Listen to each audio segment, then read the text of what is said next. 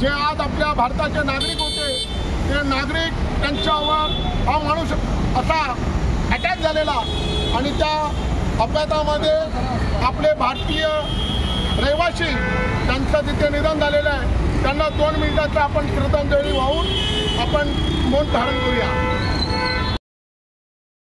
माता की जय, भारत माता की जय, पाकिस्तान मुर्दाबाद, पाकिस्तान मुर्दाबाद, पाकिस्तान मुर्दाबाद, मुर्दाबाद मुर्दाबाद, पाकिस्तान मुर्दाबाद, मुर्दाबाद मुर्दाबाद, पाकिस्तान मुर्दाबाद, भारत माता की जय।